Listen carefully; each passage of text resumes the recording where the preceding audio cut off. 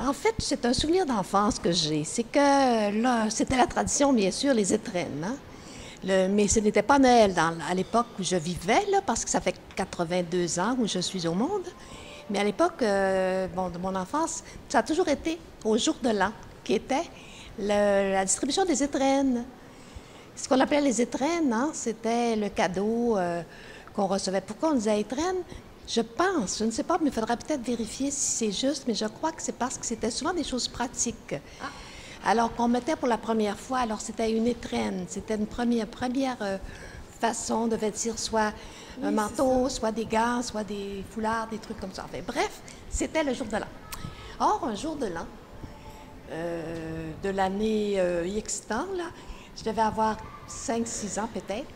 Ma mère nous réunit tous avant, une semaine avant, pour nous dire, mes enfants, parce qu'elle en avait 9 enfants, mes enfants, cette année, vous n'aurez pas d'étrennes comme d'habitude, parce que nous avons, votre père et moi, pris la décision de prendre tout l'argent qu'on investit pour l'achat des étrennes pour acheter un service de vaisselle en porcelaine, quelque chose de beau, là. Bon. Alors, évidemment qu'on a le visage long, j'aurais pas ma poupée, j'aurais pas mon carotte, j'aurais pas ceci, j'aurais pas ça. Mais quand le colis est arrivé, parce qu'il commandait à ce moment-là par la poste, hein, dans des grands magasins de Montréal, c'était chez Dupuis et Frères, en l'occurrence, quand le colis est arrivé, puis qu'ils ont déballé, puis que j'ai vu ça, c'est la première fois que je voyais de la vraie porcelaine où on pouvait prendre l'objet, puis on voyait presque à travers la lumière. C'était de la porcelaine anglaise, puis on nous a expliqué. C'est pas parce que c'était fait avec de la glaise, mais c'est parce que ça venait d'Angleterre, c'était anglais.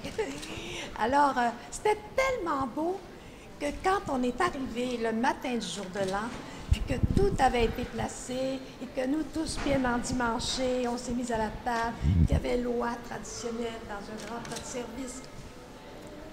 Tout le monde est en admiration, puis tout le monde a dit, le plus beau cadeau collectif, c'est nous qui l'avons. Alors voilà, c'est l'histoire d'une déception suivie d'une belle satisfaction et applaudissements. Bravo, merci beaucoup, c'est une belle histoire. Merci.